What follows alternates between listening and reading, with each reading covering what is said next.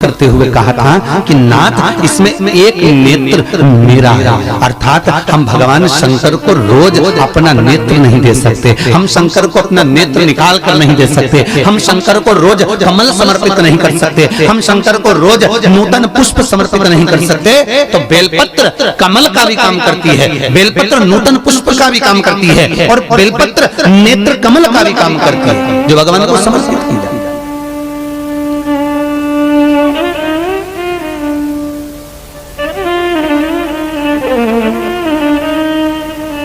7 जगह का बेलपत्र प्रमाण। यदि आपका कोई मनवांचित फल है पूरा नहीं हो रहा, बहुत दिन से लगे हो, वो काम नहीं निपट रहा, बहुत दिन से लगे हो, काम हो ही नहीं रहा, एग्जाम में बैठ रहे हो, कोई परीक्षा में बैठ रहे हो, हर बार एग्जाम दे रहे हो, नहीं हो रहा, 7 जगह का बेलपत्र याद रख लीजिए। पहला, जहां पर आपको बताया था भगवान शंकर का शिवलिंग, उसके सामने अशोक सुंदरी, उसका जलाधारी का राइट, जहां गणेश जी का स्थान है। पहला बेलपत्र गणेश जी के स्थान पर समर्पित करिए। अगर कोई काम नहीं हो रहा है तो उसको निपटाने के लिए, उसको करने के लिए, पूर्ण होने। दूसरा बेलपत्र कार्तिकेय के स्थान पर रखिए। तीसरा बेलपत्र अशोक सुंदरी की जगह पर रखिए। चौथा बेलपत्र जहां शिवलिंग रखा हुआ है उस गोल भाग पर माता पार्वती के हस्त कमल पर रखिए। पांचवा बेलपत्र भगवान शंकर की जो 5 लड़कियां ऊपर है उस जलाधारी में डाल दीजिए। छठा बेलपत्र शंकर के शिवलिंग को समर्पित कर दीजिए। और 7वां बेलपत्र जाते जाते जब मंदिर के बाहर जो नंदी बैठा रहता है उसका एक पांव ऊंचा उठा हुआ होता है, उस पांव के पास रख दो और अपनी कामना नंदी के कानों में कहकर चले जाइए, आपका कार्य कुछ दिनों में सफल हो जाएगा। 7वां बेलपत्र समर्पण का भाव अर्जित करता है। फिर से बोलो 7 बेलपत्र। पहला गणेश जी का स्थान, दूसरा कार्तिकेय, तीसरा अशोक सुंदरी, चौथा पार्वती जी का हस्त कमल, पांचवा बोलो जम के ऊपर जलाधारी, छठा शंकर का शिवलिंग और 7वां नंदी का उठा हुआ चरण। 7वां भगवान शिव को समर्पित। कभी कभी बेलपत्र के वृक्ष में से बेलपत्र 5 पत्ती का मिल जाता है, कभी कभी उसको लोग शुभ मानते कि हमको 5 पत्ती का बेलपत्र मिला, वो पंचाक्षर मंत्र का प्रतीक है।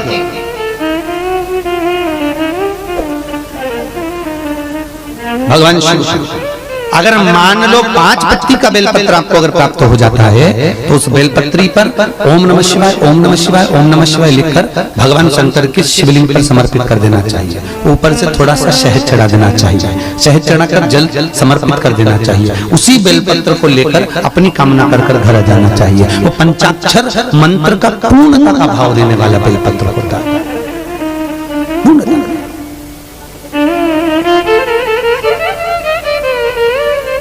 और पूर्ण नियमावली से, पूर्ण सुख से। जैसे छोटे छोटे बच्चों को माताएं डांट कर डपट के भोजन कराती हैं, तुम देखा होगा। पहले के समय में तो बच्चे ऐसे ही प्रेम से भोजन कर लेते थे। आज के जमाने में तो जैसे युद्ध पे लड़ने जा रहे हो उतनी पूरी तैयारी करना पड़ती बच्चों को भोजन कराने से पहले। पूरी युद्ध की तैयारी, लाओ जैसी बच्चा आता है वैसी तैयारी। तू जेठानी बोलती है कि देवरानी से काम कर, तू बच्चों को खाना खिला दे, मैं रोटी बना लूं, मेरे बस की। देवरानी कहती है तुम चिंता मत करो, तुम रोटी मैं बनाती हूँ अभी बैठती। और वो भोजन कराने बैठती और पाँव में दमोच के और बड़ी मुश्किल से मुंह में ठूस ठूस कर खिलाती है। और बच्चा खाता नहीं, फिर उसको मोबाइल देना पड़ता है, फिर वो चेक करता है, खेलता रहता है और उसके मुंह में निवाला डाला जाता है, टीवी चालू कर दी जाती है, फिर मुंह में कुछ खिलाया जाता है, फिर माँ दौड़ दौड़ के खिलौना देती है, कहीं बॉल से खिलाती, फिर खाना खिलाया जाता है। ऐसे बच्चों को इस तरह से खिलाने से कोई लाभ नहीं है, उसको कुछ मिल नहीं रहा, शरीर में कुछ लग नहीं रहा। उसके लिए केवल एक ही काम, सोमवार के दिन कोई बच्चा जो चीज खाता हो वो चीज जो बच्चे को अच्छी लगती हो वो वस्तु वो भोजन एक पीपल के पत्ते पर, काय पर लेके जाने जम के बोलिए, पीपल के पत्ते पर रखकर शंकर जी को भोग लगा दो अशोक सुंदरी वाले स्थान पर। ठीक है, शिव जी पे से उसको घुमा लीजिए, ले आए जब घर पर आओ, घर के बाहर उसको देहली पर थोड़ा सा, देहली के पास में उसमें से थोड़ा सा निवाला फैला दीजिए, ठीक है। उस चीज को बच्चे को एक बार में खिला दीजिए। बच्चे को कभी अलग से ठूस ठूस के खाना खिलाने की जरूरत नहीं पड़ेगी, वो मुंह से मांग कर खाएगा, मम्मी मुझे भूख लग रही है, मुझे भोजन चाहिए, उसकी रुचि का है। तुम ऐसे ठूस ठूस के मार कर कूट कर अगर कुछ खिला रहे हो तो उसमें श्रेष्ठता नहीं, उसकी रुचिता होना चाहिए। और उस रुचिता में जो भोजन करेगा, उस रुचिता में वो जो रस लेगा, उसका सुख ही दूसरा, बस वो सुख महाराज। तो हमारा समर्पण भाव का होना चाहिए, बिना भाव का नहीं, बिना भाव।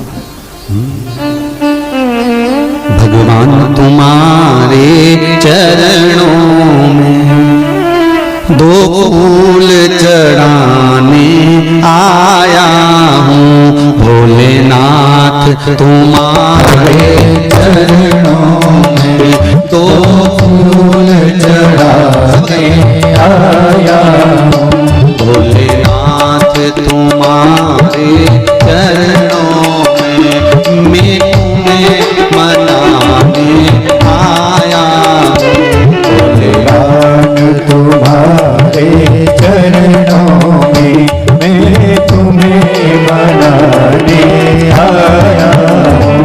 वाणी में तनिक मिठास नहीं, वाणी में तनिक मिठास नहीं, पर विनय सुनाने आया हूँ, पर विनय सुनाने आया हूँ। भोलेनाथ तुम्हारे चरणों में, भोलेनाथ तुम्हारे चरणों में मैं तुम्हें रिझाने आया, मैं तुम्हें रिझाने आया हूँ।